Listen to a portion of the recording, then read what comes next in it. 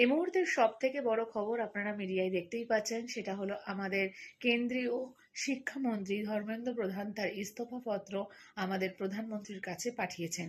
আর এই খবরটি বর্তমানে ছাত্রদের মধ্যে তুমুল তুমুল তুমুল আনন্দ উচ্ছ্বাসের সৃষ্টি করেছে। অবশ্যই তারা বহুজন বাড়ি থেকে না বলে কোথায় কি খাবে না খাবে শুধুমাত্র এই আন্দোলনটাকে সাপোর্ট করার জন্য দেশের বিভিন্ন প্রান্ত থেকে তারা দিল্লিতে গিয়ে জমায়েত হয়েছিল। তারা এত দিন ধরে আন্দোলনটা চালাচ্ছিল। আন্দোলনে যারা আসছিল তাদেরকে তারা মানে কি বলবো, তাদেরকে তারা এই আন্দোলনে যোগদান করার জন্য ধন্যবাদ জানাচ্ছিল এবং নিজেও সেখানে থাকছিল। এবং এটা শুধুমাত্র একটা দুটো তিনটে দিনের গল্প নয়, প্রায় 22-24 দিন ধরে এই জিনিস চলছে, আরো বেশি। এবং তাই সেই আন্দোলনের প্রস্তুতি পর্ব আরো আগে থেকে সেখানে অনশনে ছিল অনেক ছেলে মেয়েরা।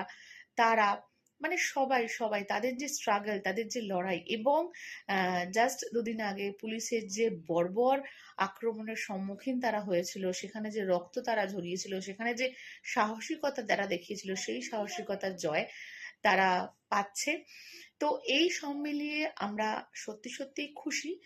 কিন্তু শিক্ষা ব্যবস্থার পরিবর্তন বা শিক্ষা ব্যবস্থার সংস্কার কতটা হবে সেটা নিয়ে এখনো প্রশ্ন রয়েছে যে শিক্ষামন্ত্রী তো পরিবর্তিত হলো, কিন্তু পরিবর্তিত হয়তো হবে, কারণ ইস্তফাপত্র যদি প্রধানমন্ত্রী গ্রহণ করেন তাহলেই একমাত্র হবে, নচেত এটা হবে না। এখন তিনি কতটা কি করেন সেটা নিয়ে এখনো আমরা যথেষ্ট ডাউটে আর রয়েছি।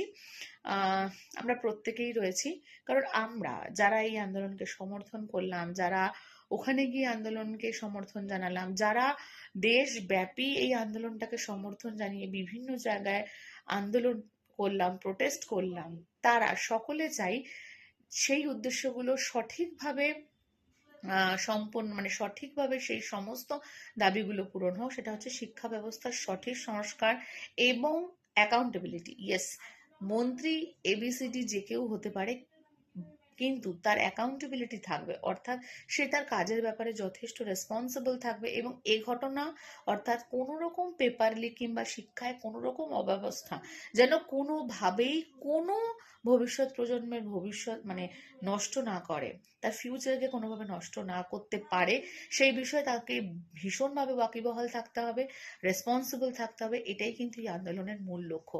এখন আমরা সবাই তাকিয়ে আছি এই যে এতগুলো ছাত্র রক্ত ঝরালো এবং এতগুলো মানুষের মানে কি বলবো বিপক্ষে গিয়ে, কারণ আমরা প্রত্যেকেই জানি গদি মিডিয়া এবং কিছু মানুষ যারা কন্টিনিউয়াসলি এই আন্দোলনের বিপক্ষে নানান মত বলেছেন, কোথাও প্রত্যক্ষে, কোথাও পরোক্ষে, কোথাও একটু টোনে, হ্যাঁ, কোথাও এগিয়ে গিয়ে পিছিয়ে এসে নানান ভাবে করেছে, হ্যারাস করেছে, ভুল ভিডিও ছেড়েছে, অনেক কিছুই তারা করেছে। তো আমরা সকলেই তাকিয়ে আছি আলটিমেট এই দাবি পূরণটা ঠিক কোন জায়গায় চলছে তার দিকে।